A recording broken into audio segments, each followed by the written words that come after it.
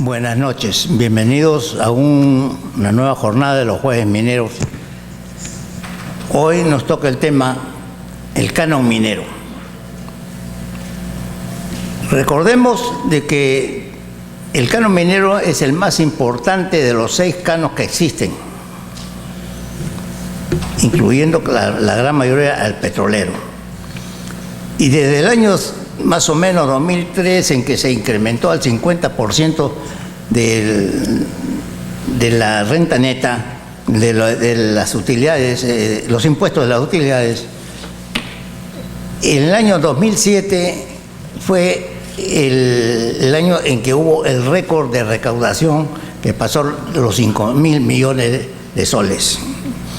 Desde esa fecha se ha ido cada mes disminuyendo.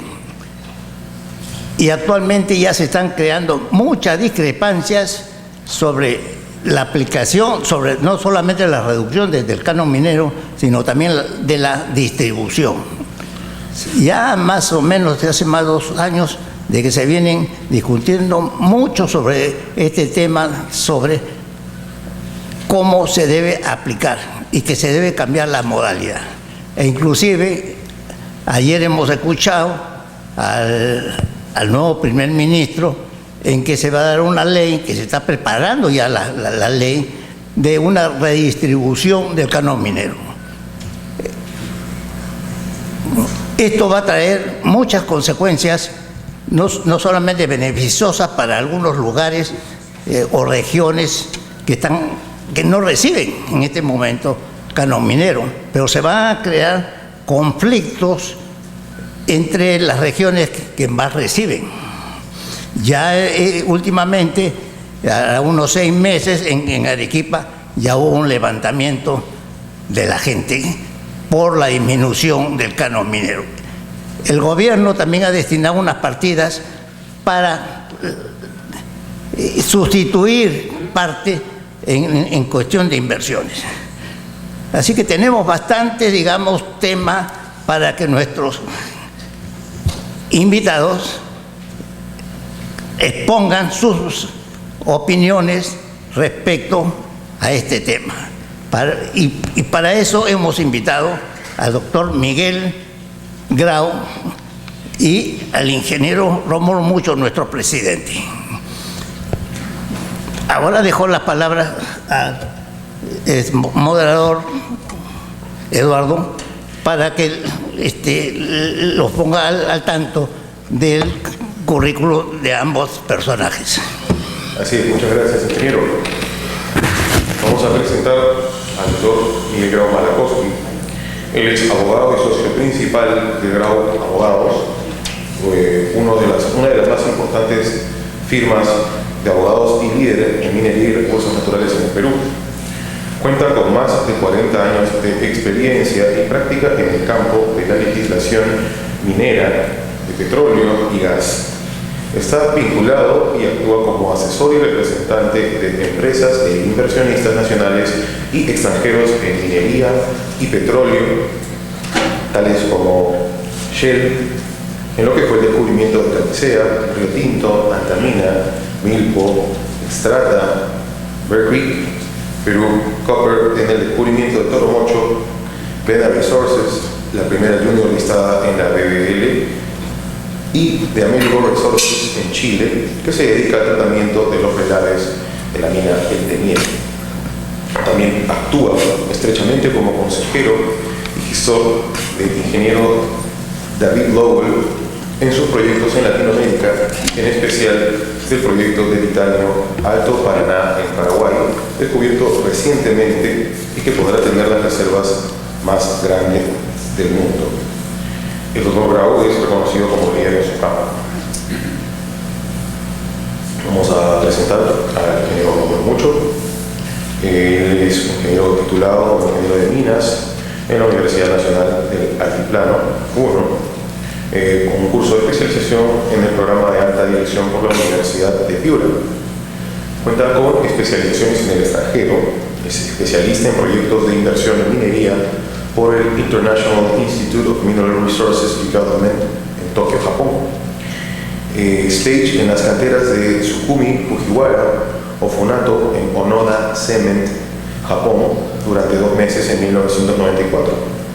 Especialización en tecnología de explosivos, voladura de rocas a cielo abierto y subterráneo en Queen's University, Kingston, Canadá, en el año 1996 y ganador nacional de la beca Atlas Copco en 1981, además del viaje de entrenamiento a Europa en enero y marzo de 1982.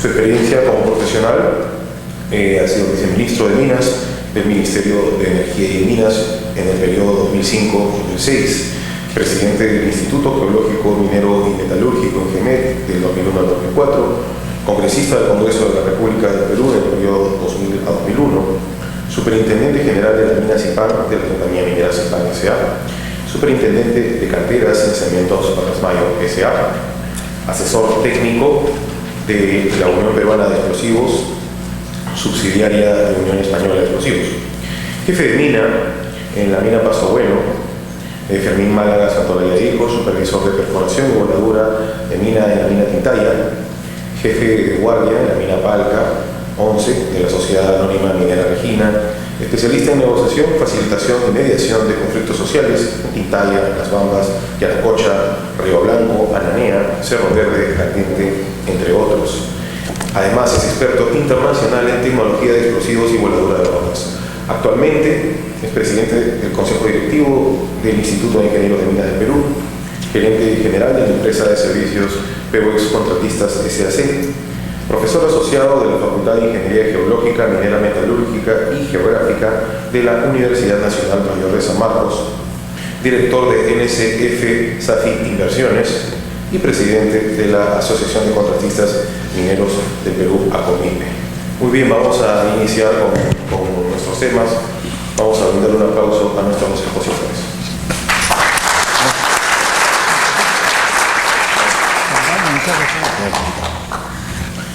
La mecánica a seguir va a ser 20 minutos de exposición de cada de los conferencistas y en una segunda vuelta 5 minutos. Después las preguntas de ustedes.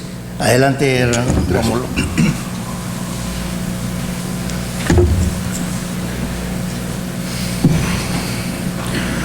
Buenas noches a todos. Buenas noches, ingeniero Oscar Miranda, primer vicepresidente del Instituto de Ingenieros de Minas del Perú. Buenas noches, doctor Miguel Grau.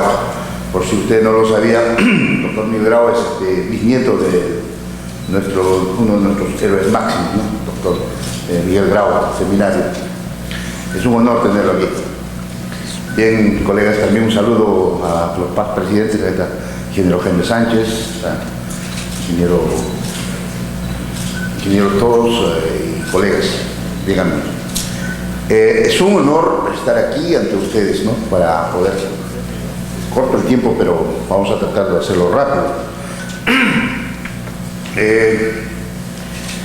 Me tocó la suerte,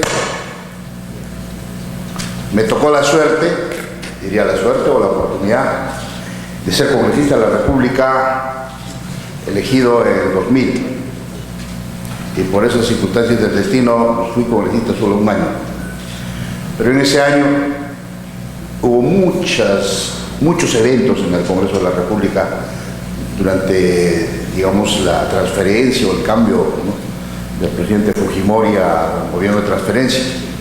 Y durante el gobierno de transferencia, que fue en noviembre, tuve la osadía, diría, porque el gobierno anterior no me quiso dar, inclusive, de ser miembro de la Comisión de Energía y Minas. Me dieron la Comisión de Acusaciones Constitucionales, donde yo no tenía nada que hacer. Entonces, yo lo reclamé al presidente del Congreso en ese momento, pero había una soberbia inmensa, que me dijeron: no, usted es congresista de la República y usted tiene que aceptar lo que le concede la mesa directiva. De ahí a este tiempo ha cambiado mucho, bastante, el Congreso de la República. Pero ustedes saben la historia, cuando desapareció el presidente Fujimori y vino el cambio. Entonces yo tenía apoyo de todos, ingresamos a la mala, sí, con pie en alto a la comisión, lo capturamos prácticamente, ¿no? Y me nombraron como presidente de la Comisión de Energía y Minas desde noviembre hasta julio del 2001. Y en ese lapso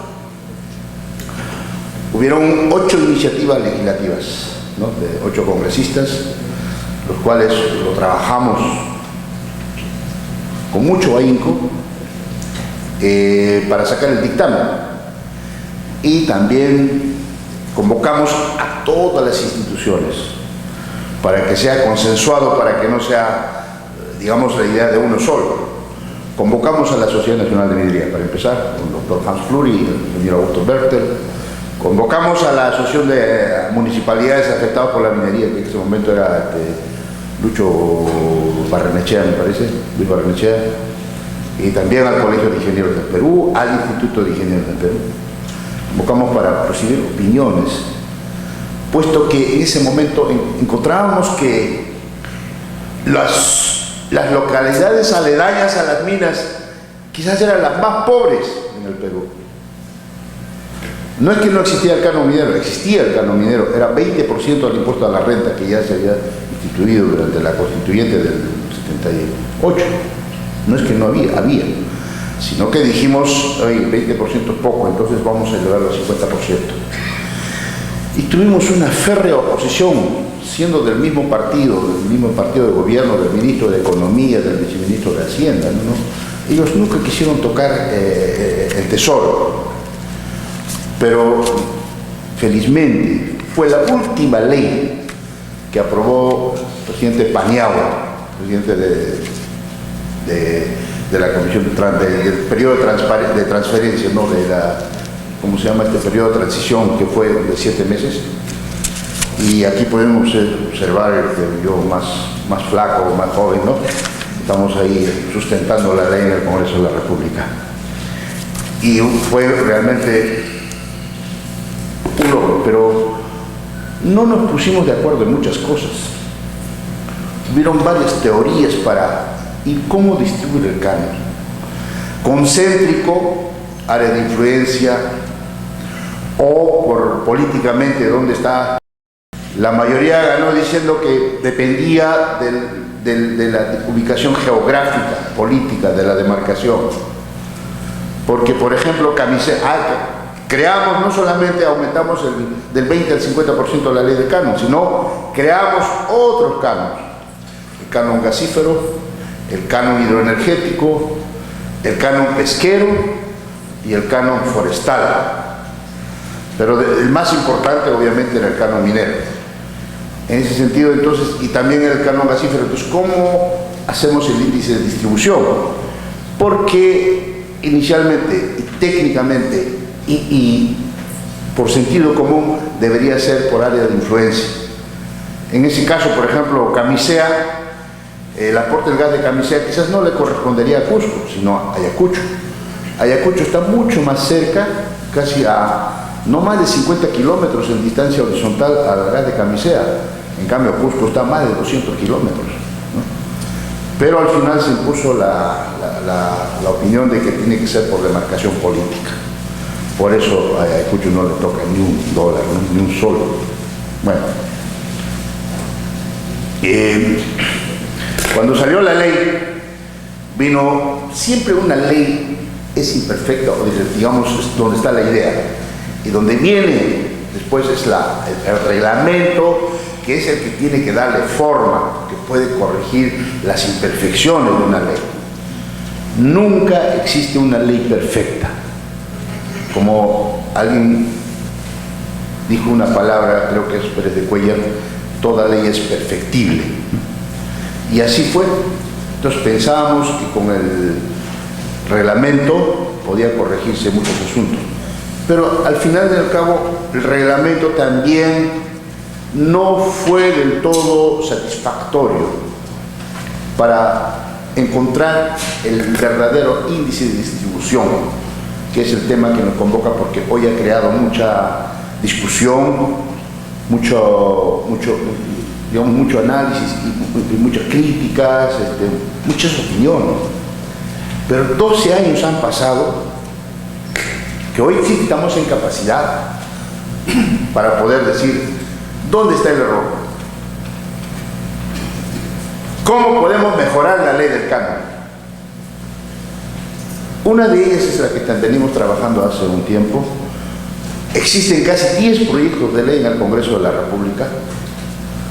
Existe también un proyecto que está trabajando el mismo Ministerio de Economía y Finanzas, ¿no? Cómo mejorar la ley del canon. Pero también permítanme decirles, amigos, en el año 2001, el canon minero fue 55 millones de soles.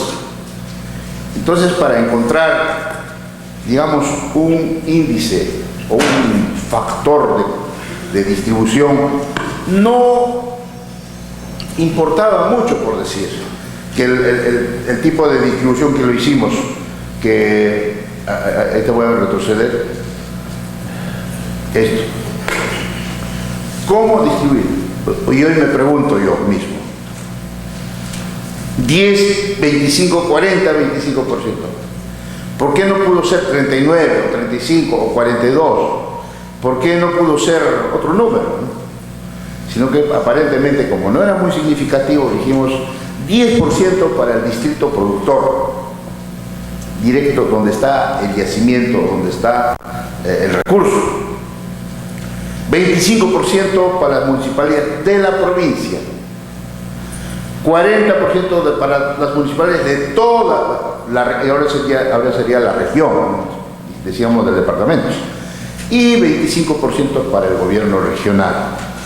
Y de los 25% mochamos 5% para la universidad, porque también dijimos la universidad no tiene plata, por eso, como no tiene dinero, porque el presupuesto de una universidad nacional casi 90% es gasto corriente y poco o nada tiene para inversiones.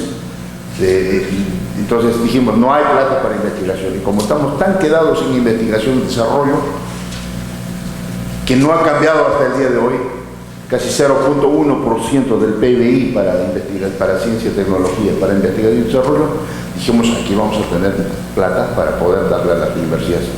Vaya que hoy día tiene mucha plata las universidades, ¿no? Y investigan, ese es otro tema. Entonces, resulta que año tras año aumentó la producción gracias a la ley promotora, que hay que reconocerlo, una ley promotora para atraer inversiones. Las inversiones se multiplicaron en el Perú y obviamente la producción también.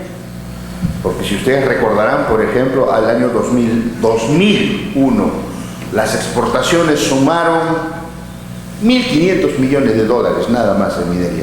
1.500 millones, yo recuerdo bien.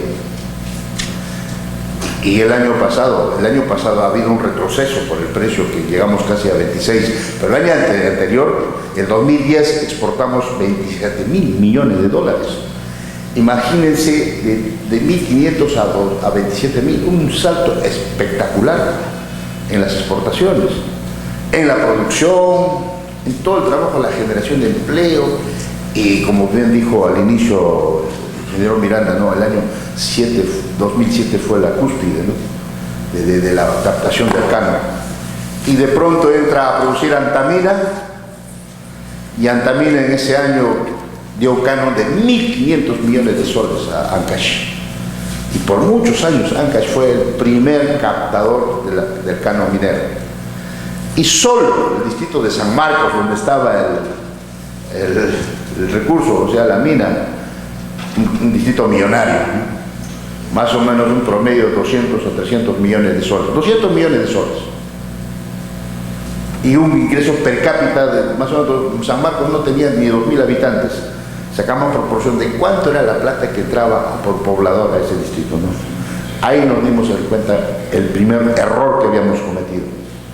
Y en el caso de Canón Gasífero, el distrito de Charate, por el gas, mucho más que todavía a San Marcos.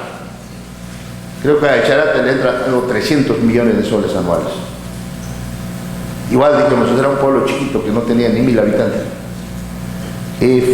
Ahí el problema. Hoy Charate no sabe qué hacer con la plata, ¿no? Entonces, vamos a adelantar un poco. Acá podemos encontrar a través de los años cuánto fue, un cuadro que quizás no lo vean, debimos esto un poquito hacerlo por partes, pero más o menos se ha captado algo de 22.000 millones de soles hasta el año pasado. 22.000 millones de soles. Y la pregunta es, ¿qué se ha hecho con los 22.000 millones de soles? Si nosotros quisiéramos hacer una auditoría, a ver dónde está esa plata, obviamente que mucho de esa plata no se ha gastado, no se ha invertido, ¿no? Porque el principio fundamental del canon era, número uno, para mejorar la calidad de vida de la gente. ¿Y qué significa mejorar la calidad de vida de la gente? Es principalmente sus servicios básicos, saneamiento, nutrición, educación en las partes rurales, porque la educación rural no es igual a la educación urbana. Mejoramiento de pastos, mejoramiento de ganado, mejoramiento de pequeños estanques, pequeños reservorios, energía no convencional, pero que no cueste mucho. Pero nunca dijimos que esa plata debía ser para obras grandes, por ejemplo. Que hoy quieren invertir en obras grandes. Por ejemplo, una carretera. No está concebido desde el principio para hacer una carretera. Las carreteras, los longitudinales, transversales, son obras del gobierno nacional, ya, del plan de infraestructura para el país. Porque si una región quiere hacer una carretera, se le va toda la plata al canon. Si ustedes sabrán, 1 kilómetro de carretera hoy, hace años costaba $1 millón, hoy cuesta más o menos $1,5 millones, una carretera de clase A. ¿Ya? Entonces, pues, si hago 100 kilómetros de carretera, entonces me costaría 150 millones, se me va todo el canon. No es para eso. El canon es para mejorar la calidad de vida de las personas y fundamentalmente del entorno donde están las operaciones. Ahora necesitamos hacer una auditoría sitio por sitio, qué es lo que ha pasado con ese dinero. En muchos casos no ha dado el resultado efectivo. Por ello no me alegro de haber trabajado por esta ley, pero tampoco puedo decir que no sirvió. Sí, hay progreso en muchas zonas, como en la zona de Alto Chicama, como en la zona de Antamina, como en la zona del entorno, hoy por ejemplo de Cerro Verde y de varias minas, que están trabajando con fondos concursables, con estos fondos para poder hacer obras, para hacer trabajos.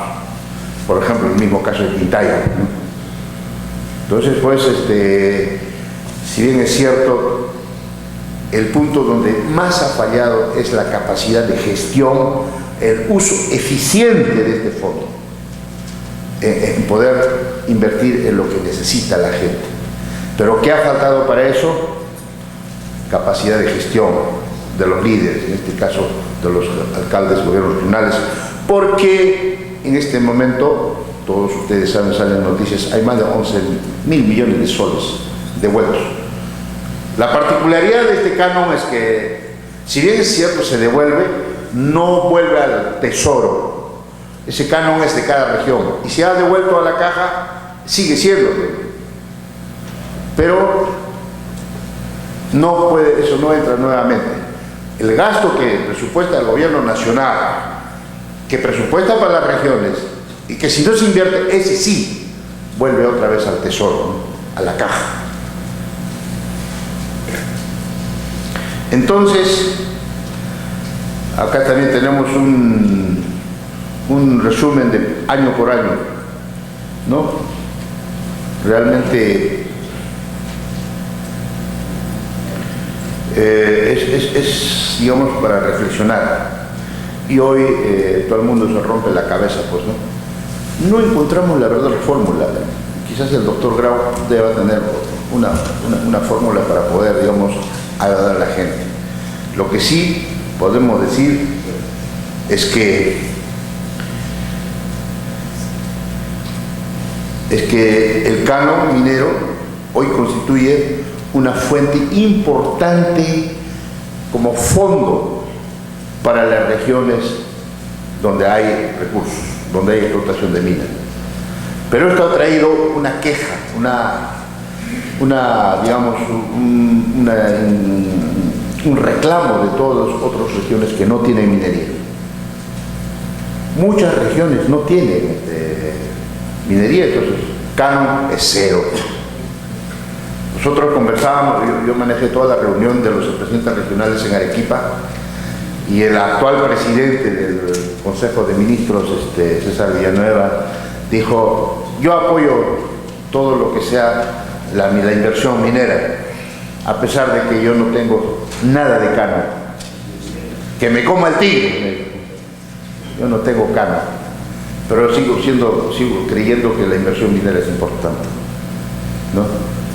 Y ha habido bastantes iniciativas para poder mejorar, para poder redistribuir. Hoy día se habla de redistribuir, porque dicen: ¿por qué algunos nada más pueden beneficiarse de esto? Porque según la ley, el derecho romano, todo lo que está debajo del subsuelo es de la nación. El derecho anglosajón dice lo contrario. El derecho anglosajón dice que si tú eres dueño del terreno superficial, eres dueño de lo que hay adentro. Pero el derecho romano, que casi un 90% de los países en el mundo han adoptado, dice solamente si tú eres dueño de la superficie, solo eres dueño de la superficie. Y todo lo que hay abajo es de la nación. ¿Qué cosas puede haber abajo? Agua subterránea, puede haber carbón, minerales, petróleo, gas, o sea, todo lo que hay es de la nación. Entonces, creo que ahí no hay discusión. Hemos adoptado derecho y entonces, en parte, pues, tendrían razón, ¿no? Acá también, estos son dos cuadros que me hubiera gustado invitar. Yo he estado de viaje a Jorge Manco Saconetti, uno de los analistas de esto que lleva. Estos dos cuadros que vienen son de él, ¿no? Que ha sacado millones de dólares, en este caso desde el 2004 hasta 2012, ¿no? Canon minero, canon y sobrecanon petrolero. En el caso cuando trabajamos la ley del canon, no nos metimos al canon petrolero, porque ese ya tenía su ley. Canon gasífero, regalías mineras, que fue una ley posterior, ¿no? Que trabajaron otros congresistas. Pero las regalías mineras más o menos representan del 10 al 15% del canon minero, ¿no?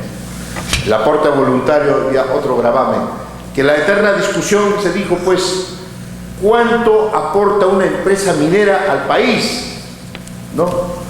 ¿Cuánto aporta al país? Se trató sendas discusiones de comparar la tributación en los países mineros. Nos comparamos con Australia, nos comparamos con Chile, con Canadá, con Noruega, todos los países donde hay recursos naturales, cuánto es la tributación, o sea, cuánto es lo que queda para Estado, ¿no?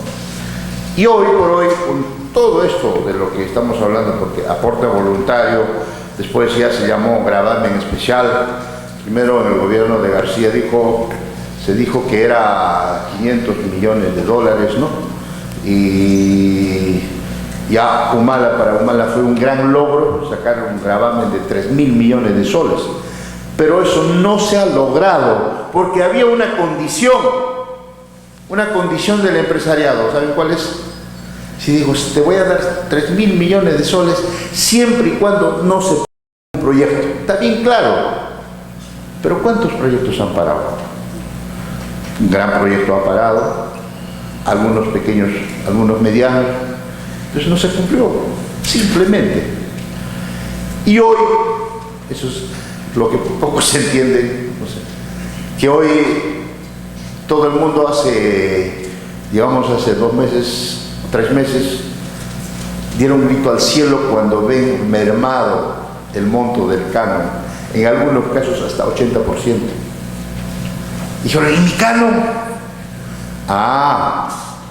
¿Qué ha pasado? Que el Ministerio de Economía aplica una fórmula que antes de las utilidades, antes de los impuestos, ya le saca el gravamen. ¿Ya? Entonces con eso lo achica. Y como lo achica, cada vez se vuelve menos el canon, menos las utilidades, porque el canon es del 30% del impuesto a la renta, 50% es el canon minero. Entonces, y ahí la fórmula para poder encontrar, por eso es que se han visto mermadas. Pero también fue una llamada de atención que por una disminución del precio, en el caso del cobre casi 10%, en el caso del oro un 20%, de pronto dijeron, oye, el crecimiento del país está calculado en 6.3%, pero bajan los precios de los minerales, automáticamente bajan las exportaciones, y eso significa más o menos 5 a 6 puntos porcentuales de crecimiento. Cuando bajaron los precios, hoy dijeron, ahora sí estamos fritos. Ya nuestro crecimiento ya no va a ser 6.3, sino 5.7 o 5.6%.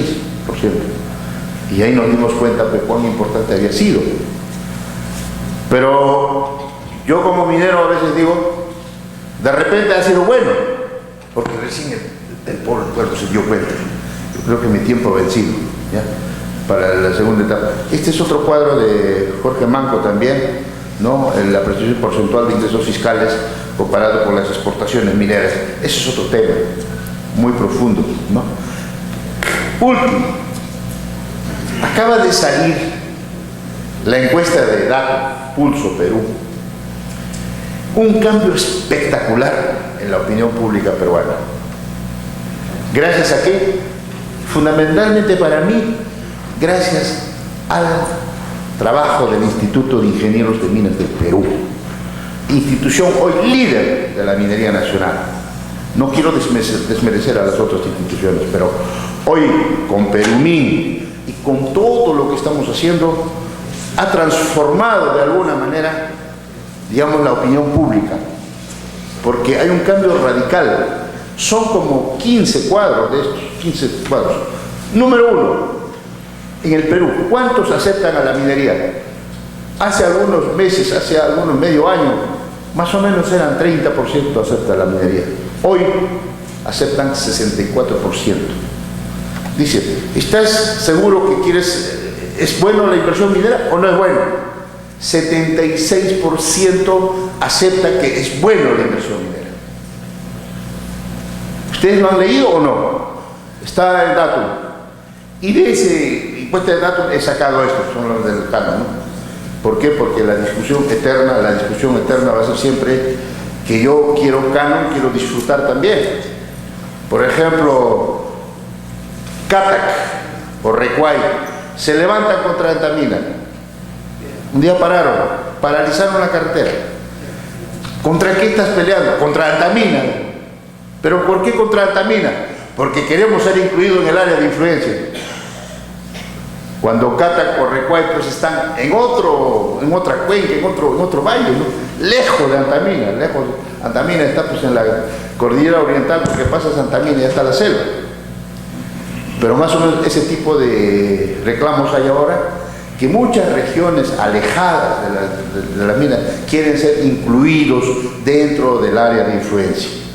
Por eso, por ejemplo, dentro de esa encuesta, lo que saqué esta torta, que dice, ¿cree usted que el dinero que el país recibe por el canon minero debe ser repartido entre todas las regiones del país o solo repartido entre las regiones donde están ubicadas las minas? Todas las regiones, 67%. ¿Dónde están las minas? 29%. Ese es nuestro reto hoy día. Ese es nuestro reto para resolver cómo ayudamos a, yo no le llamaría redistribuir, sino como también asignar recursos a los que no tienen. Algunos de ellos dicen, del 100% del canon, como 50% está repartido entre todos los que tienen minas, una parte de ese 50% que queda, de ahí que sean también repartidos a los que no tienen. Vamos a continuar con esa discusión y hoy pues le dejo al doctor Rafa. Muchas gracias.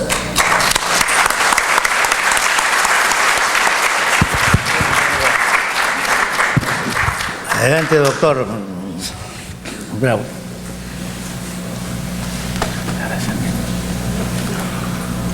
Buenas noches a todos, encantado de estar acá y sobre todo en un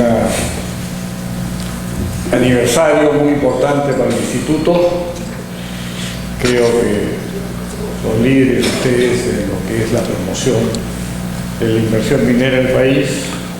Perumín es una gran obra, la concurrencia del Instituto a China Mining es fundamental y ustedes siempre presentes en la convención del Canadá, que es la convención minera más grande del mundo después de la de Arequipa. No tengo ni la memoria de elefante ni la labia del ingeniero Rómulo y agradezco al ingeniero Miranda por lo que introdujo, pero prácticamente han dicho todo. Estamos en una situación coyuntural bien delicada. A mí me toca hablar, y para eso he traído mis apuntes, sobre la óptica legal del canon minero.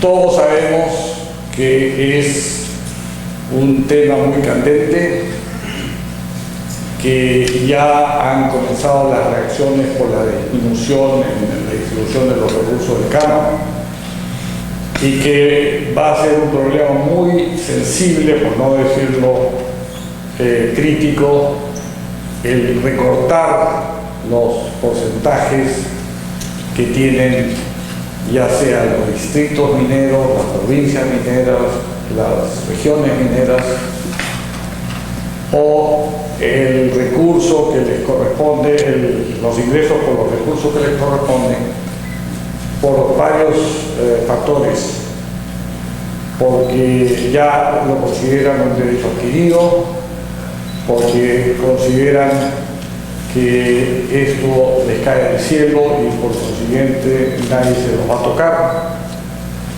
y donde surgen estos pseudo caudillos que por ignorancia o por manipulación pueden enfrentar a las poblaciones con el gobierno y la empresa y que crean un desconcierto que todos perdemos.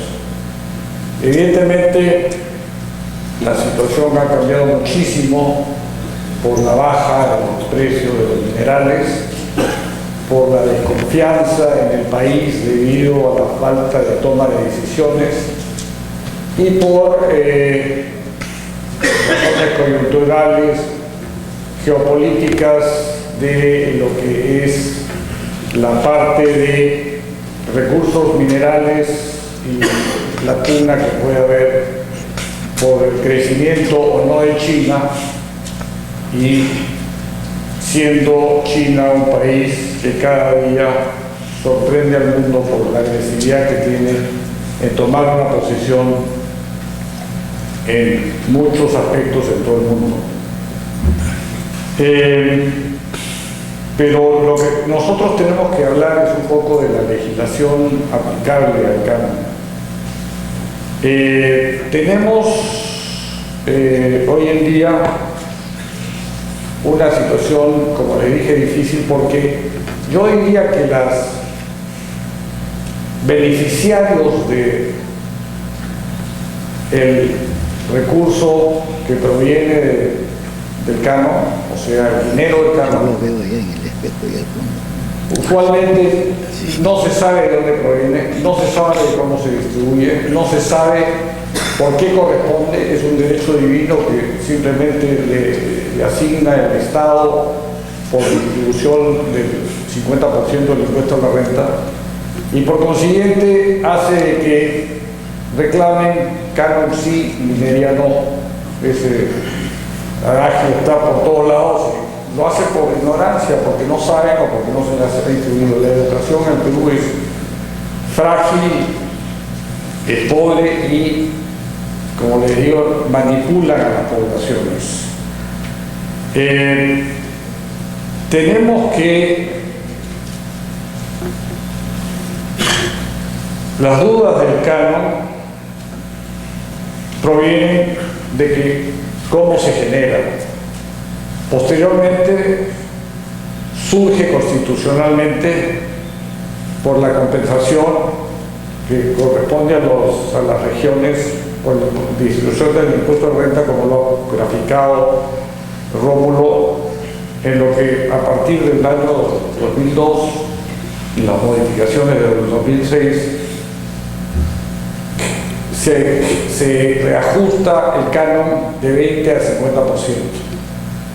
Hay una distribución que va 10% a los distritos, 25% a las provincias, 40% a las municipalidades provinciales y de la región, y 25% a la región en sí, de la cual el 20% se asigna a las municipalidades para el desarrollo de investigación y tecnología, que viene a ser un 5% de cambio.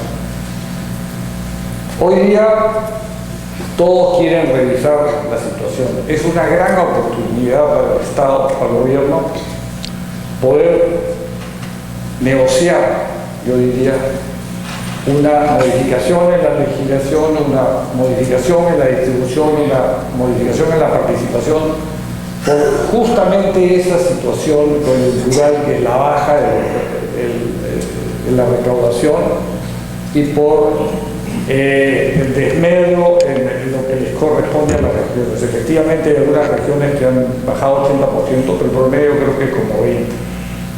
Esto implica que,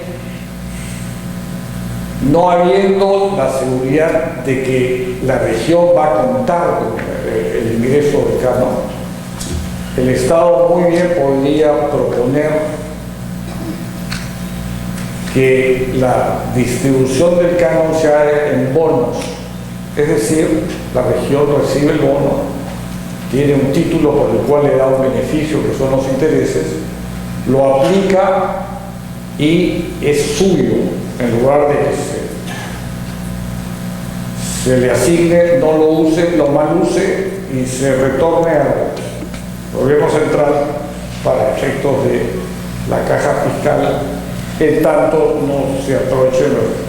El problema fundamental que vemos nosotros es que falta capacidad en los actores que manejan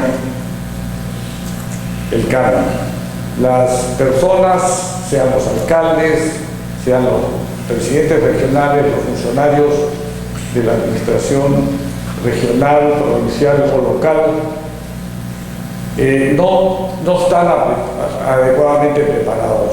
Tienen que tener una preparación, tienen que tener una guía, tienen que tener una suerte de proceso de aplicación correcta, racional, responsable y, por no decirla, honesta de lo que son los recursos del canon. Se establece con la modificación del artículo 77 de la Constitución que el presupuesto se asigna equitativamente a los recursos públicos, su programación y ejecución a criterios de eficiencia y de necesidades sociales básicas de descentralización. Lindas palabras, muy bien concebidas, pero de ahí al hecho vemos que hay una suerte de aplicación de los recursos como le viene gana a las personas que lo manejan. Tenemos hoy en día, y hemos sufrido todos, porque gran parte del problema en que estamos por la falta de confianza se debe a la frustración en las decisiones del gobierno y el manejo de lo que fue el proyecto Conga. Gran parte de los inversionistas que tienen prospectos o que tienen capital de riesgo para invertir en exploración, simplemente han pensado dos veces qué puede pasar con su inversión si el gobierno no reacciona positivamente en una situación que fue el manejo económico. Hoy día vemos como el procurador público, la Contraloría de la República y las investigaciones conducen que la presidencia de la región Cajamarca dispuso indebidamente de obras y licitaciones a su real conveniencia y para efectos de recaudar fondos para manejar a la población para enfrentarse a Conga. Evidentemente, Esto no sucede solamente en Cajamarca o en algunos poblados que tienen recursos de la minería. Esto puede suceder en cualquier lugar, y esto es justamente porque una vez que se produjo este daño, ya el daño ha generado una reacción tan grande que es difícil remontarlo. Y por otro lado, la población ya ha sido conducida por error a una situación que nos lleva a una situación crítica para el país. El Perú efectivamente es un país minero, que depende de la minería. Los recursos de la minería generan cuantiosas cantidades de impuestos a la renta al Estado, acrecentan el Producto Bruto Interno, generan exportaciones por valores significativamente muy elevados, más de 40.000 millones de dólares. Tenemos una situación por la cual todo esto nos hace poner en revisión la legislación del campo. ¿Cómo lo hacemos? Es muy difícil. Yo creo que cualquier planteamiento que ponga el gobierno sobre la mesa va a traer una reacción muy, muy crítica y una reacción de defensa de los intereses adquiridos. Tenemos, felizmente, posiciones como la del nuevo presidente del Consejo de Ministros, que ha llegado a la PCM y primerato, creo que por su actuación como presidente regional de una región en la que no tenía canon, y que se ingenió para que su región pueda, en función a herramientas financieras y en función a colocaciones y promociones, llegar a poner a Amazonas en una situación muy favorable. Y eso creo que es un activo muy importante para una persona que se juega por su región y que se juega por acrecentar. Él ha mencionado ayer y está abocado en las últimas semanas a ver cómo se revisa el canon y cómo se puede redistribuir, si es la palabra, pues, que no fue ayer, pero que es reasignar los porcentajes de participación que corresponden no solamente al distrito donde se encuentra la operación minera, sino a los distritos aledaños y quizás en alguna forma a las provincias aledañas y a las regiones aledañas. Yo creo que es una tarea muy, muy difícil, es una tarea de gigantes, pero creo que es una forma de que el Perú salga adelante exitosamente en lo que es la redistribución de la riqueza que se debe pasar y que a veces no llega. Tenemos el caso de el crecimiento económico y la forma como ha salido de la pobreza mucha parte de la población peruana. En Arequipa, que se queja mucho de esta disminución del canon, el otro día leí que más del 70% de la población había pasado a ser clase media. Eso creo que es sorprendente. Y esa clase media es la que consolida la base de crecimiento y de solidez de un Estado que le va a dar empuje y dinamismo para continuar dentro de lo que es la política económica del país. Evidentemente, los gobiernos regionales tienen muchos proyectos. Hay el SNIP, que controla cómo se invierte, en qué se invierte, pero creo que hay que cambiar un poco esta mentalidad de proyectos, porque se hacen proyectos faraónicos, se hacen proyectos inmateriales, proyectos absurdos. Ayer salió en la página 14 del Comercio, todos lo habrán leído, o quien acceda al diario, que en un distrito de Arequipa, la alcaldesa había dispuesto a hacer 3 Tres canchas. estadios. Tres estadios. ¿No? Una de las cuales tenía un estadio con capacidad para 3.000 personas. Ojo, el pueblo solamente tenía 1.200 habitantes. Era significativamente importantísimo. Y como habían dos pueblos vecinos, le mandó construir 2 canchas más. Lo cierto es que quizás ella veía en el compromiso hacia su pueblo darle algún tipo de recreación que no era ni agua ni desagüe, que no los tiene, quizás no lo tendrán, y que podrán hacer un esfuerzo por tenerlo, pero no es la prioridad en lo que ellos sienten que son sus necesidades básicas. El canon en sí, la ley está quizás mal concebida en parte, de buena intención, pero si uno tiene que buscar la forma como aplicar los recursos para obras de infraestructura, que puede ser un hospital, que puede ser un laboratorio, que puede ser un banco de sangre para mejorar el ganado, lo que sea, simplemente lo puede hacer, pero no tiene cómo conservarlo, desarrollarlo, de aplicar gastos corrientes para que funcionen. Entonces hay algo que no está bien, pero tampoco está bien que el Estado no capacite, no gerencie o no le ponga gerencia a las regiones, a las municipalidades, para que las cosas se hagan bien, para que las cosas estén bien orientadas, para que los recursos sean bien aplicados y para que se rinda cuenta. No hay una rendición de cuentas transparente, no hay una auditoría permanente, no hay una responsabilidad paternal de conducir al hijo de una manera correcta, simplemente está suelto en plaza y hace lo que le viene en gana, por razones de lo que para él es el criterio de aplicación de los fondos, como dije, usando a la población ignorante o mal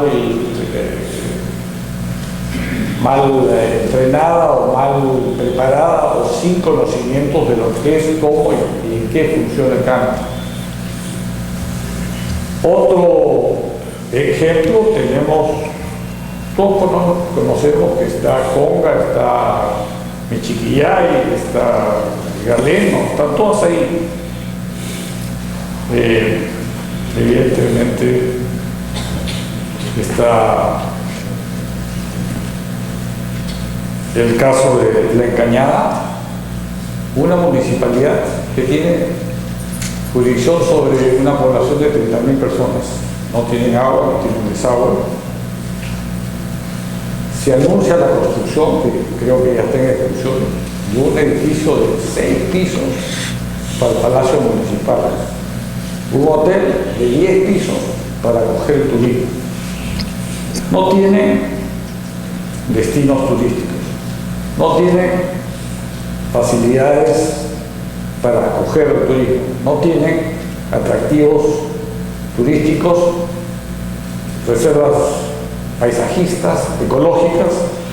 En realidad no tienen nada, solamente juegan a aplicar los fondos que decimos que van a recibir y que lamentablemente no se aplican correctamente. O el caso de Hilar en Puno. Sí existe un palacio municipal de 5 pisos, todos con lunas, espejo, una población de 60.000 personas que no tienen en el 85% de los lugares, de los hogares o de las viviendas, electricidad. 89% no tienen desagüe. Los desagües van en el río, van al lado. Están los desagües de Ramis, están los desagües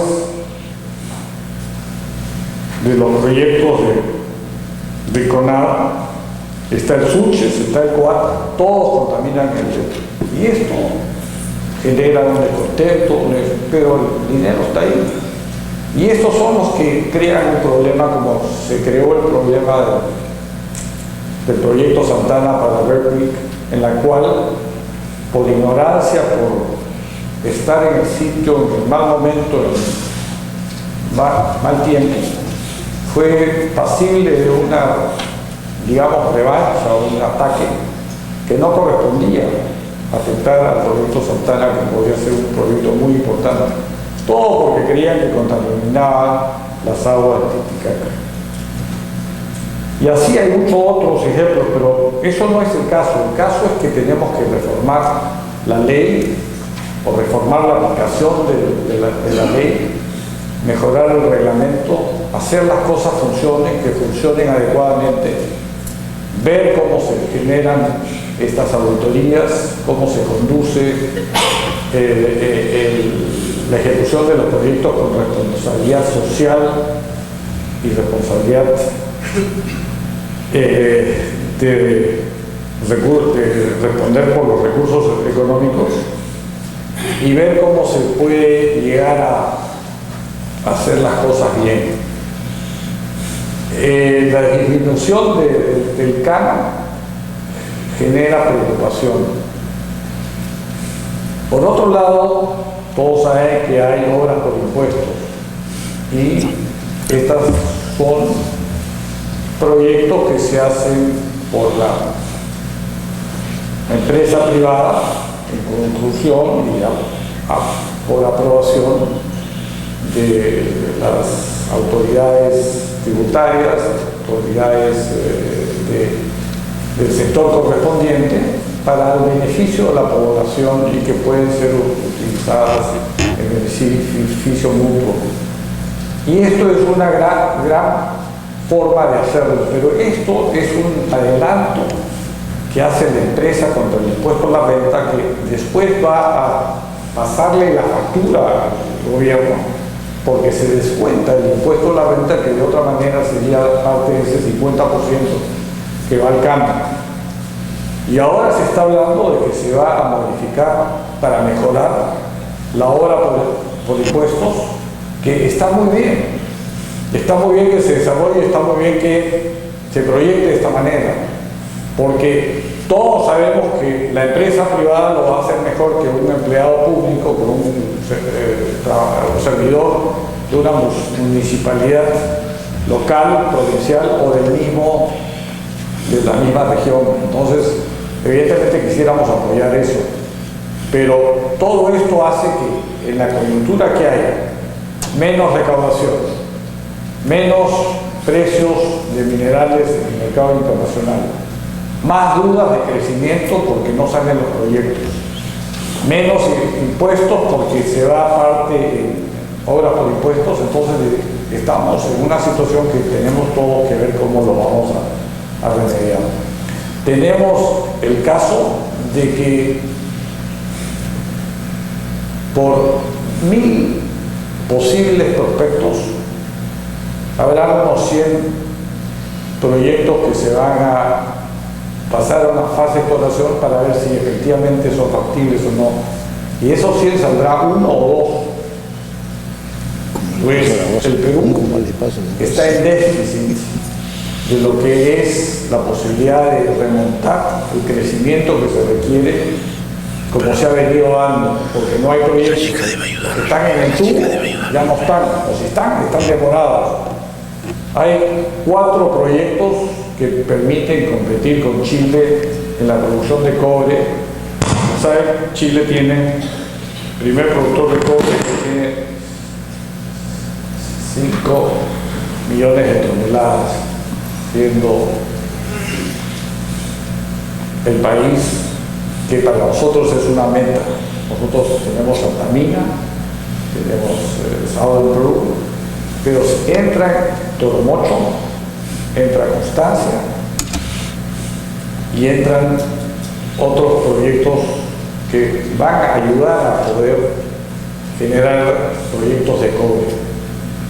El ingeniero Rómulo Mucho, cuando trabajó en Tintaya, seguramente había una ley de 4 o 5% de cobre y era una gran mina, a precios deprimidos, porque en esas épocas eran 69 centavos la libra y como gran cosa Seguramente en el año 92, 94 eran 80 centavos la libra. Hoy día 3.20 pues es una maravilla, pero evidentemente las leyes ya no son de 4, no son de 3, no son de 2, tampoco son de 1. Son de 0.50, 0.60. Yo tengo la suerte de haber estado vinculado a Antamina porque por esas razones de la profesión subastamos para Río Algo, Antamina, conjuntamente con una compañía que se llamaba Inmex. Y lo cierto es que de ahí vino el crecimiento de Antamina, el cambio de esto, y tuve la suerte de conocer a un señor, Klaus Seidler, que representaba primero a Inmex, después a TEC, y he tenido una magnífica relación con él, y el tiempo, él me ha dicho, Miguel, fíjate que los próximos proyectos de cobre seguramente van a ser 0.20, hasta donde estamos. Pero todo esto nos lleva a reflexionar de cómo vamos a hacer para que el trauma de la modificación del canon se dé de una forma que permita salir al Perú adelante. Estamos en una situación muy difícil. Es una situación que creo que se puede aprovechar por razones de la coyuntura. Las regiones están desesperadas por el recorte o por la disminución. Es un momento que el Estado tiene que aleccionar, tiene que difundir, tiene que enseñar y tiene que guiar y tiene que negociar alguna fórmula maravillosa que permita que todo salga bien. Gracias.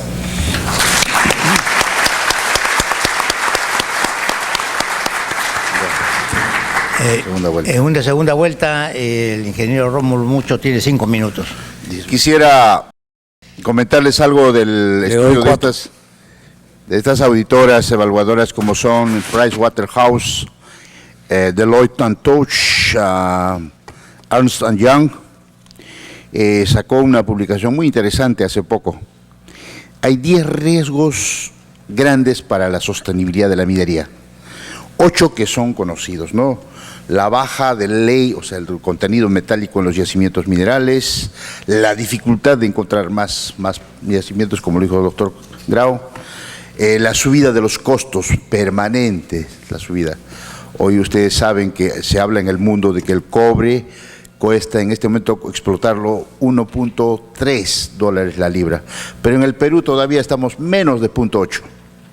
En el caso del oro también, más o menos se habla de $1.300 la onza el costo, y casi con 1.300, 1.200 ya están tas con tas, el oro sí peligra, ¿no?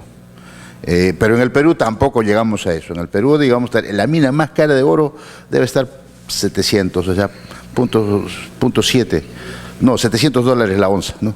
Y si es 1.200 todavía hay un margen, ¿no? En los otros, bueno, entre el oro y el cobre representa más del 65% de nuestro valor de exportación. Y ahora, de la subida de costos, la accesibilidad, la falta de infraestructura y falta de recurso humano, talento humano. Porque en este momento, si salieron 2 proyectos, Quellaveco y otro proyecto más, no habría gente. No habría gente porque paró Conga, de alguna manera, la válvula de escape fue las Bambas. En este momento en las Bambas hay 15.000 trabajadores directos. Y va a llegar a 20.000 porque ya empezó el montaje electromecánico de las plantas. Y eso va a ser el récord de la historia de un proyecto minero porque Antamina fue el máximo antes, que donde llegaron a trabajar 10.500. Hoy las Bambas va a llegar más o menos a 20.000 trabajadores directos. Multiplicamos según el IPE por 9, pero yo voy a ser más conservador, por 6. ¿No? 2 por 6, 120.000 peruanos hoy dependen de las Bambas. Uno de ellos soy yo, ¿no? Entonces, yo también, ¿no? Entonces, ¿no? Entonces, pero los 2 riesgos más graves que explica Ernst & Young, dice que la creciente ola de querer nacionalizar los recursos, ¿no? En todo el mundo, no solo en el Perú. Y lo otro es que las comunidades quieren mayor participación de la torta. Ahora las comunidades dicen, está bien, saca el mineral, pero ¿cuánto hay para mí? ¿No? Ya no son como antes que me contento con el canon, que me contento con un regalo. No, ya no quieren hoy día. Hoy día quieren ser accionistas, quieren participar y quieren tener una silla en el directorio. Pero la pregunta ¿es válido o no es válido? Esa es una discusión. Para muchos, en algún momento yo opinaba en periódico, está escrito, no, sí, podría ser válido siempre y cuando, cómo se determine. Porque todos dijeron, Corihuarmi, Corihuarmi, sí, IRL, 5% dijeron a la comunidad, todos dijeron, es un logro, 5%. Pero 5% ¿desde cuándo? Desde cuando produzca, que hoy no hay nada todavía, ¿no? Y otra forma de repartición, así, para mí es el convenio marco, ¿no? Tintaya, como es la larga historia, 3% de las utilidades van, aparte del canon, aparte de cualquier impuesto, ¿no? Pero lo que hoy se está imponiendo son las prácticas de responsabilidad social, que eso no entra en el canon, no entra, eso es aparte que una empresa dice, señor, yo quiero vivir bien con mi comunidad, entonces saco de mi bolsillo y lo apuesto. El caso Cerro Verde, para la planta Tomilla 2, invirtió casi, entre las dos plantas, casi $200 millones, y hoy el tratamiento de las aguas del río Chile, que va a costar más de $300 millones, ¿no? Y gracias a eso, hoy día Arequipa ha dicho, señor Cerro Verde, siga adelante.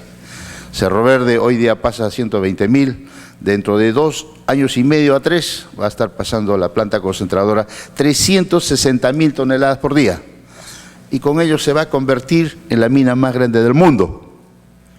Porque 360.000 de mineral por 4 de desmonte va a mover más o menos 1 millón a 1.200.000 toneladas de material por día. Una megamina, ¿no? Y los arequipeños se sienten muy orgullosos de Cerro Verde. Esa es la mina más grande, está cerca a 20 kilómetros, es un paraíso pues, trabajar en Cerro Verde. Pero en cambio en Cajamarca está Yanacocha, que en un momento fue el primer productor de oro en el mundo, cuando produjo 3.100.000 onzas, eso 2005 más o menos. Fue la primera mina de productor de oro en el mundo, 3 por 3, 9, casi 100 toneladas al año de oro.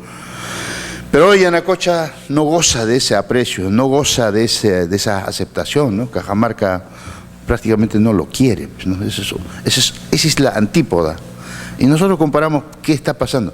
Obviamente, Cajamarca crece a 2%, Arequipa crece 8%. Como crecemos 5.5 más o menos, 3 puntos porcentuales de crecimiento tiene Arequipa y Cusco, que por ahí se disputan, ¿no? Entonces, pues, es simple la situación, ¿no? Cada empresa negocia a su manera. Que Yabeco, para ser aceptado, dijo 1.000 millones de soles voy a dar durante la vida del proyecto, ¿ya? Y todos dijeron, excelente, es el mejor regalo. Hoy acaba de cerrar Sauder con Candarave, después de 15 meses de negociación, 250 millones de soles para el desarrollo sostenible de todo Candarave, todo y la valla, ¿no? Así que, señores, ¿Canon resuelve el problema? No. El Canon, bien ha dicho el doctor, derecho adquirido. Si nosotros le quitamos 1%, va a correr sangre. Eso es cierto. Bastante. Como han dicho hoy día, pues, saltaron, mi Canon, ¿por qué mi Canon? Ancash dijo, habría venido 158 millones de soles necesito para terminar mis obras, porque si no, para Ancash. Y eso que Ancash es el que más, uno de los departamentos que más Canon tiene, ¿no? Entonces, pues, y eso que antes el dinero del canon no entraba a los planes regionales, a los planos presupuestales de las regiones, y de pronto hoy día sí. Ya, entonces están calculando, como hoy día me ha entrado 100 millones, igual para el próximo año pienso que va a entrar 100 millones, pero es ese canon, lo que nadie les ha explicado, eso es una verdad, que eso es pues relativo, que puede subir más, que puede subir menos, va a depender de factores exógenos, fundamentalmente el precio de los metales, los costos de operación de una mina, que cada vez suben, ¿no? Y por más eficiente que sea la operación, y eso pasa en el mundo, ¿no? Pero en el Perú sí nos damos el lujo de decir somos competitivos. ¿Por qué? Uno, por la energía. Nuestra energía en este momento estamos más o menos 8 centavos por kilowatt hora. Es el más bajo de la región. En Chile está más del doble, ¿no? En otras regiones más, mucho más. Eso sí nos hace competitivos. Por otro lado, también la mano de obra. La mano de obra en el Perú más o menos representa 5 a 7% del costo de producción. En Estados Unidos eso es 30 a 35%. Y en Chile ya está bordeando 10 a 12%, ¿no? En eso también. Entonces dije, en Perú, mano de obra y energía son baratos, entonces en eso sí, por eso los grandes empresarios todavía apuestan por el Perú. Tenemos una cartera grande y si proyectamos, ¿no?, que entren en producción, los aportes que van a venir son mayores que cualquier actividad económica, así que por lo menos 10 a 20 años para aprovecharlo eficientemente. Gracias. Gracias. Doctor Bravo.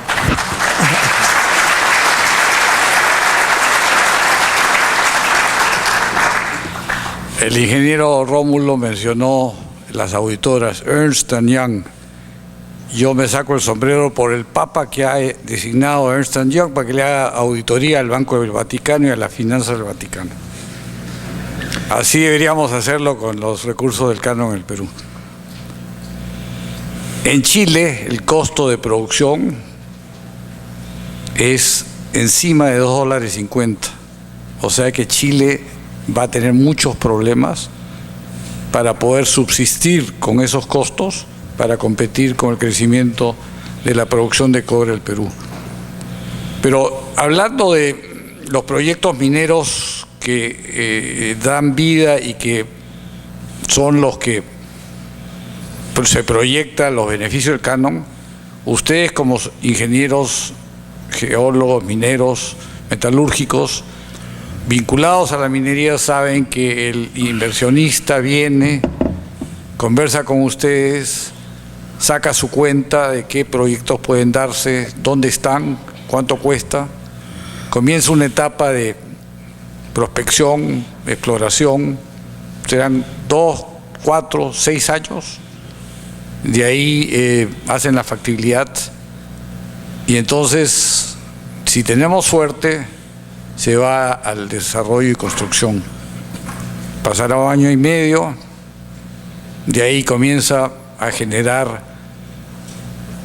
ya la producción minera en sí y pasará a comenzar a venderse la producción y la empresa comenzará a amortizar los costos de la inversión, pagar la producción, y pasarán 4 o 5 años más antes que puedan haberse dado las situaciones que le permita pagar impuesto a la renta. Son 8, 10, 12, 15 años. El poblador que está ahí sentado mirando o trabajando o participando en la construcción ve toda esta riqueza pasar, esta construcción, este desarrollo, estos contratistas, estos 15.000 trabajadores, pero en el fondo no recibe nada.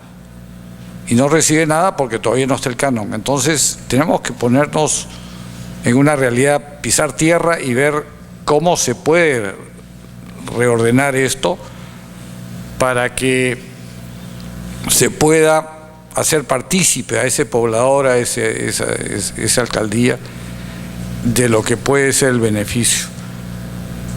En el caso, por ejemplo, del proyecto en Cotabambas, la PSM gestionó y llegó a una mesa de concertación para adelantarle 47 millones de soles a Cotabambas para que pueda viabilizarse y adelantarse los ingresos del canon por el proyecto Las Bambas.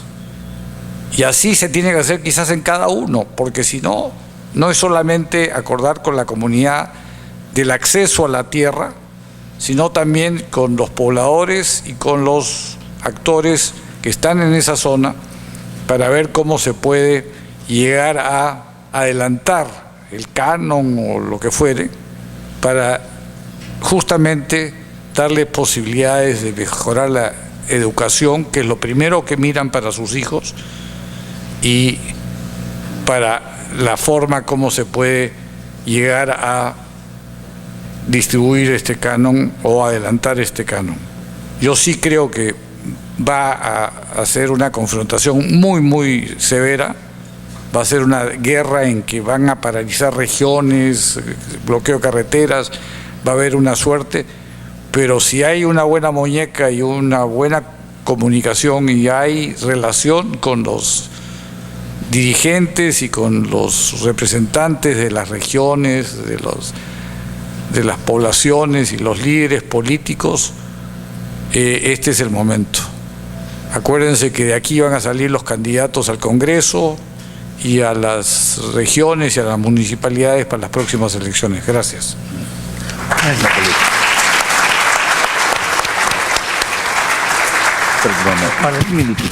Un minuto para el ingeniero Mucho. Gracias. Bien dijo el doctor Grau.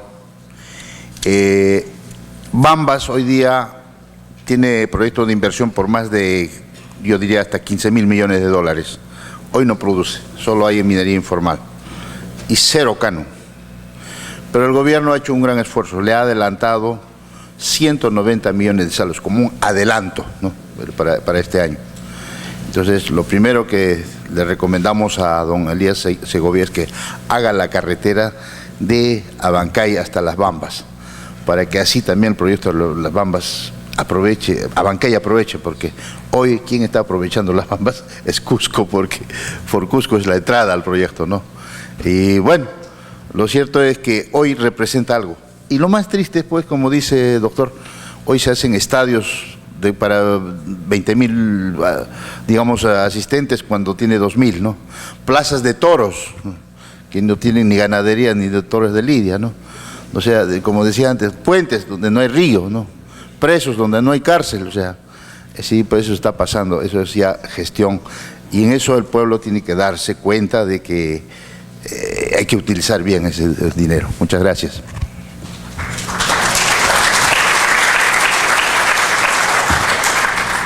Bueno, como resumen, no, con cualquier ley que se dé tendremos muchos problemas y muchos disturbios y conflictos en las regiones. Pasamos al bloque de preguntas. De Jorge Guamán.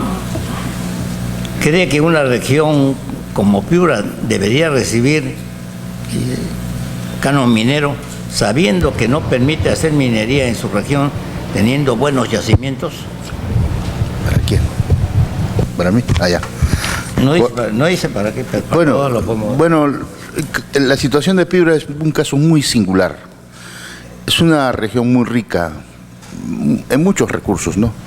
Y obviamente hoy Piura exporta, creo, alrededor de no más de 500 millones de dólares, ¿ya? Y Río Blanco, que es un proyecto grande, es un pórfido grande, que el CAPEX se ha detenido en 1440 de hace 10 años. Hoy el CAPEX de Río Blanco debe estar alrededor de 5.000 millones, así de fácil. Entonces es un proyecto que más o menos produciría 250.000 de toneladas de cobre fino y multiplicamos por 7, más o menos el valor de exportación solamente de Río Blanco estaría alrededor de 2.000 millones de dólares. ¿Cómo incrementaría el valor de la exportación? Y los 500 millones, estoy hablando algo de agricultura y algo ya de los fosfatos, ¿eh? Los fosfatos de Bayóvar. Creo que hay muchos proyectos. Tambo Grande, un caso muy paradigmático que se ha sido paralizado, que no era un mega yacimiento, pero más o menos era una inversión de 300 millones de dólares y que está ahí, ¿no? Y hoy está lleno de informales. Bueno, yo le dije eso a Javier Atkins en Arequipa, en la convención minera, hasta casi pierdo la vida, le dije, por tu proyecto, y tú no haces nada, ¿no? Ustedes saben que casi me mataron en San Ignacio, ¿no? Cuando era viceministro, yo puse todo mi esfuerzo, mi voluntad para poder establecer el diálogo, pero casi me linchan, ¿no? Entonces, pero, bueno, ahí está el proyecto.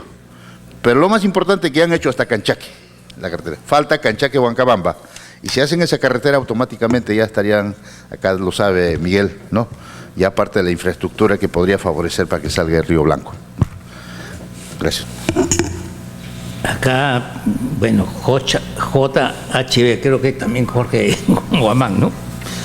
Sería prudente pedirle a G. Santos renuncie a cerca del 30% de su salario como buen antiminero, ya que este porcentaje viene de impuestos a la minería.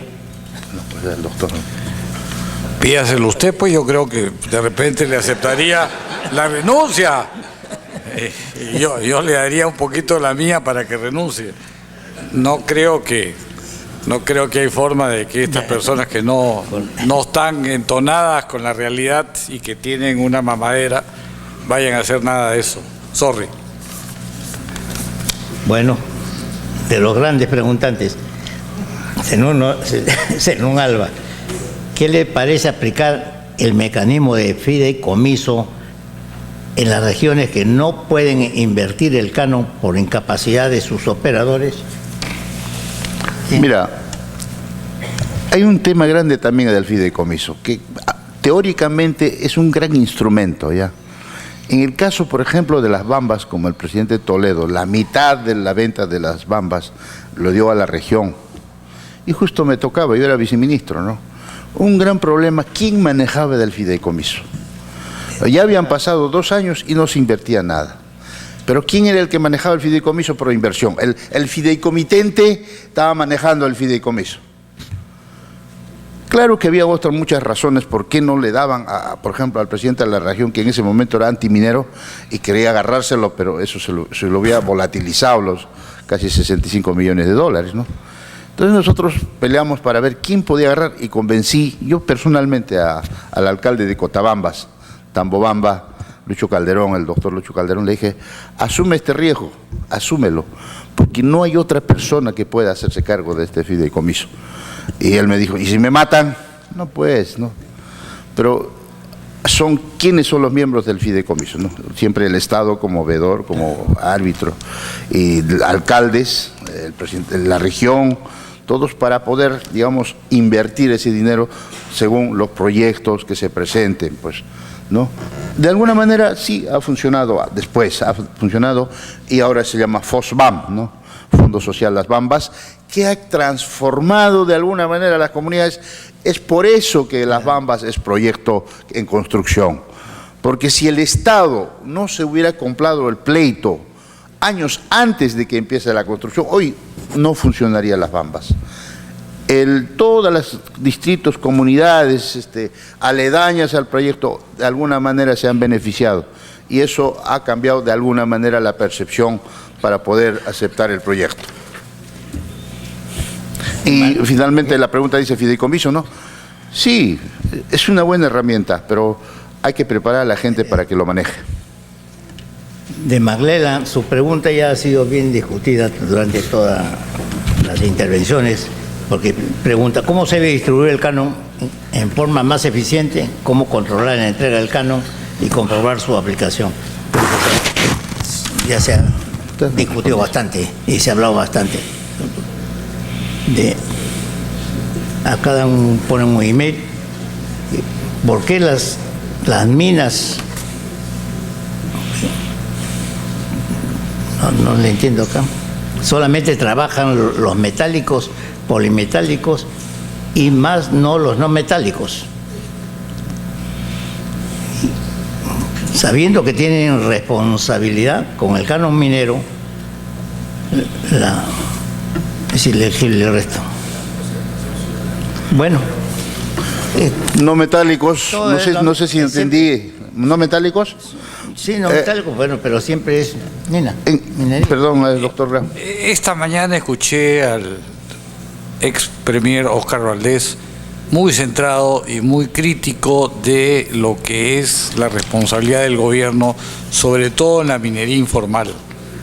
No se puede quedar a medias, no puede haber un esfuerzo de remediar y de limpiar y de sanear si es que no se lleva a fondo. Lamentablemente enfrentamos un problema muy grande en el Perú, que es el narcotráfico y la corrupción.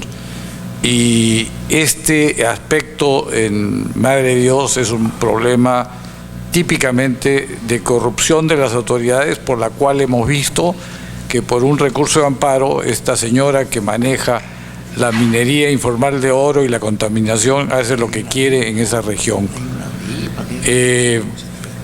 Este aspecto que no hemos tratado, no la corrupción sino el narcotráfico, es por ejemplo la que ha llevado al proyecto Río Blanco a la situación en la que se encuentra, al abandono del Estado a las localidades de Huancabamba y la zona del proyecto, pero por ahí es el tráfico de la droga hacia el Ecuador y por consiguiente es una tierra liberada. Entonces tenemos que ver que efectivamente tiene que llevarse hacerse los esfuerzos porque la corrupción no se vea acrecentada por razones de estos elementos que hay en nuestra sociedad. Gracias. No habiendo más preguntas, despedimos a nuestros conferencistas con fuertes aplausos.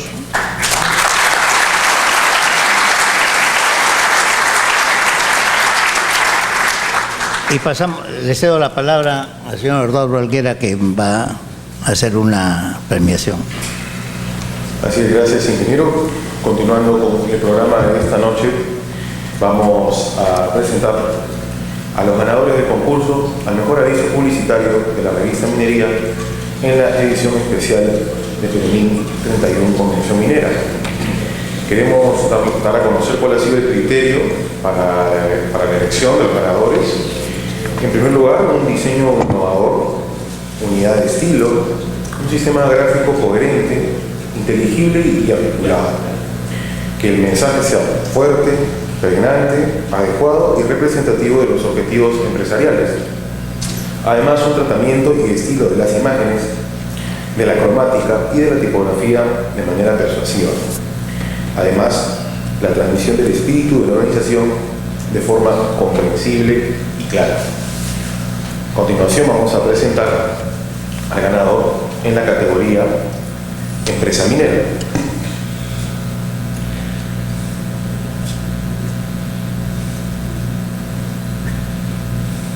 Muy bien, el ganador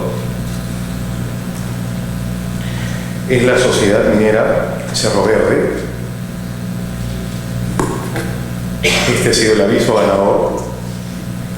Ellos ofrecieron las disculpas del caso por motivos de fuerza mayor no poder asistir a la premiación. Sin embargo, se mostraron muy agradecidos y contentos por haber obtenido este galardón. Para la siguiente categoría, que es la categoría de proveedor minero, queremos invitar al ingeniero Tulio Antesano, que va a hacer la entrega del premio. Adelante, ingeniero, por favor, acompáñenos. Muy bien. La categoría de proveedor minero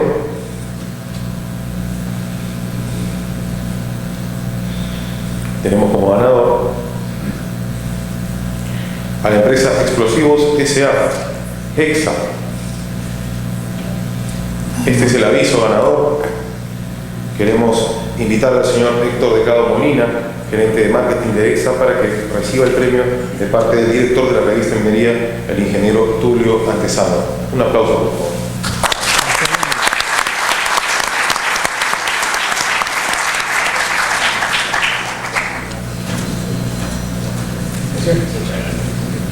Fuerte aplauso nuevamente, por favor.